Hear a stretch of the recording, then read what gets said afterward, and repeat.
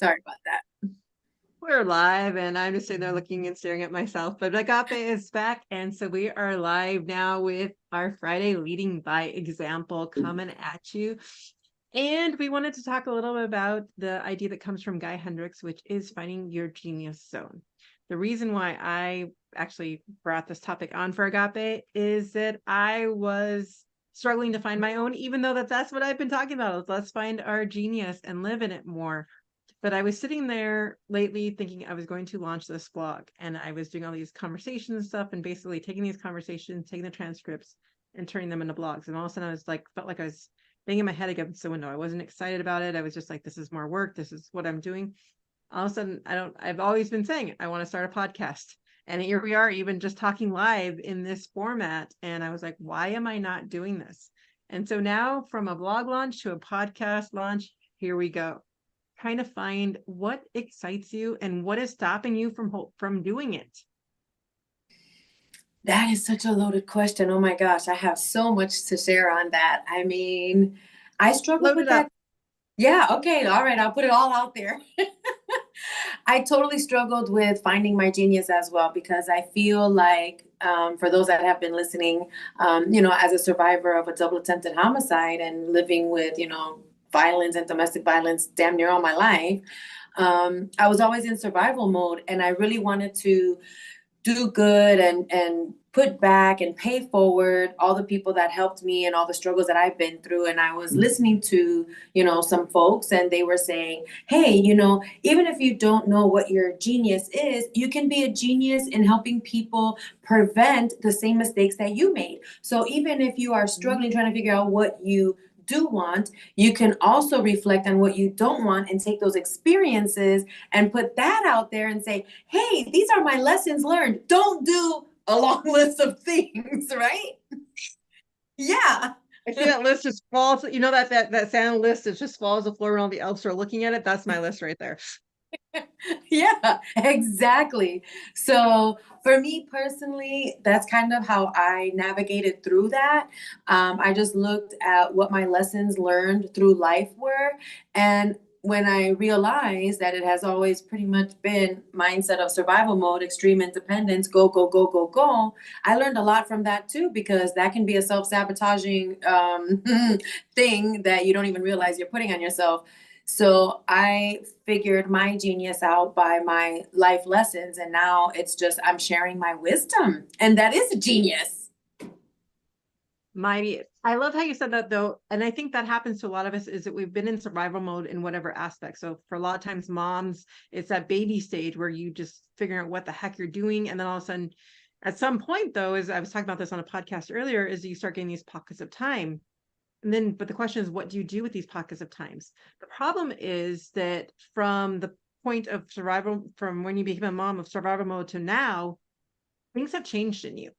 And so what you might have liked to do before kids or what you're trying to get back to may not be where you're at now. And so first step is just acknowledging that from becoming a mom till now that you're exiting that survival mode or whatever survival mode you were in, whether it was domestic violence or whatever, as you're coming out of that, it's that recognition that you are no longer that same person of what you might have liked doing before.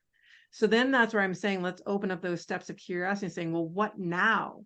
What do I actually like doing now? And it might be things that involve your kids, or it might be things that they're inspiring in you, or getting back to what you like to do as a kid that you forgot about. And that's where the genius zone really comes out, is you thinking back to what are the things I innately like doing that I might have just pushed aside saying they're too childish, they're too this, they're too that, and bringing those forward, even if it's just for 10 minutes a day to figure out what you want. I've always had this urge to play the guitar. I am not musically inclined.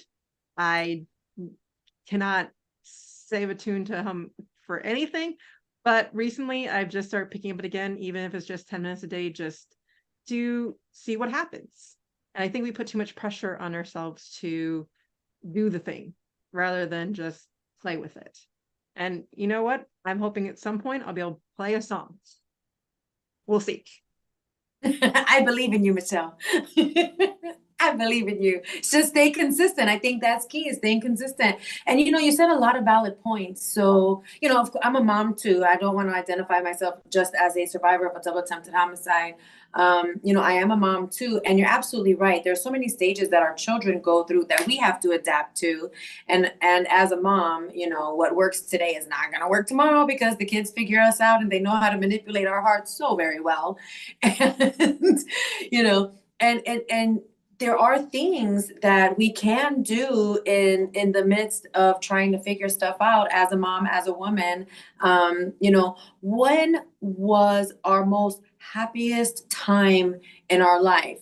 If we can go back into the memory bank and identify, was that when we were like just free of all responsibilities? If so, reality check, that's not the case. We are responsible, so don't count that. But if it's, coloring, if it's look at it like a channel, an outlet. Is it dancing? Is it Zumba? Is it singing? Is it playing guitar? Is it running? Is it jogging? Is it cycling? Like whatever it is where you feel like all the pressure and thoughts that I don't want to say corrupt, but that, pressure you all day long, what is it that you do that releases all of that?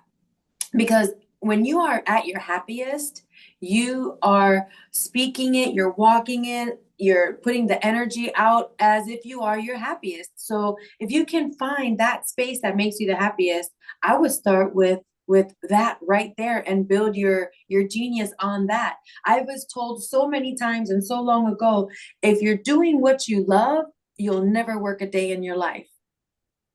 And yes, I do want to caution on that we get stuck in these ideas of if you can do everything you love, you can never work a day in your life. Now, we don't necessarily get to start out like that, right? So it does take some time in terms of figuring out what that genius is, and then adapting to it. And so sometimes I feel though we just give up, because like, oh, well, I'm never going to be able to do that full time or whatever it is. But and then that's what stops it, is when we just give up. And so I want to caution that out there, is the only thing that's going to stop you is you saying that, no, I can't do that, because that will be the case then. And so what we're suggesting here is just opening up that curiosity and saying, what if? What if I can do this for 10 minutes a day? Someday I might be able to do it all day long.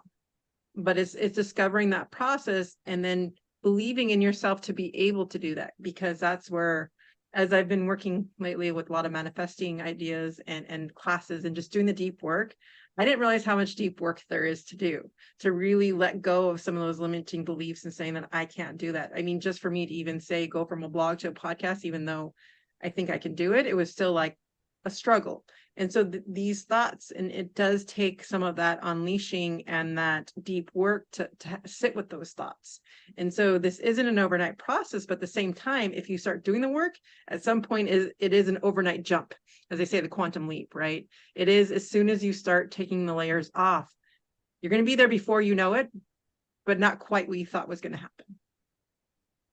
Yeah, and I think that your first step is golden. I would say that the second step is that as soon as you recognize that you're having that inner critic and those belief systems, intercept that on the spot and remind yourself why you chose to test this out, or why you chose to move forward with it, and keep that end game, that bigger vision right in front of you. Think about how long it took you to learn everything that you learned right now. Stuff does take time. It may take 6 months, 1 year, 2 years, but you don't give up on yourself, period. And remember that time is just a construct that we as humans put together, right? But the other idea is that we do all have our own temperature gauge. Mm-hmm. And so we are set at a certain temperature. If we don't expand that temperature, we're just going to self-sabotage and set ourselves right back at that temperature. That's why when we're talking about these questions and these things, it's something we have to keep working on every single day. If there's one thing that you like, is that you keep doing that every single day to release that, so that you are then doing that. And then you won't be working a day in your life because you're enjoying what you're doing. But it does take releasing all the constructs and the self-doubt and the beliefs that we've just inherently entered. Things that we've picked up just by being around people who have the same types of beliefs and stuff. And so it does come down to who you surround yourself with and what information you're putting into yourself that makes a difference. That's right, because I believe that we all want to be our incredible self, and in order to be your incredible self, you need to exert that and figure out what makes you feel like you are feeling incredible, based on what you're doing, and pursue it. So I want to leave you guys with the one question of the day, which is, what are you curious about? What do you enjoy doing? Think back to your childhood, think back to the things watch your kids. What are they doing that they enjoy doing that can inspire you to figure that out? And then do that for 10 minutes a day. Oh my gosh, yes. And also other things that you can factor in. Think about a consistent appraisal or a consistent affirmation that you've received. What are so many of your friends, family, colleagues telling you, man, you're really good at this. Man, I love calling you. I can always rely on you for this, that, that common denominator could totally be it. You don't see it because it's you, but everybody else around you is seeing it. So obviously there's a need. Or start asking them, what do you see in me? That's right. Yeah. So remind us how they can find you, Agape. Okay, well, you can find me at confrontingdomesticviolence.org or beyouриncredibleself.com. And you can find me at connectingmamas.com and soon release podcasts of Mama Genius Hub. I can't wait to have you guys listening. And I know Agape will be a guest at one point as well. And we're all in this together. It's all about let's do motherhood together and let's raise each other up. We'll see you all next time.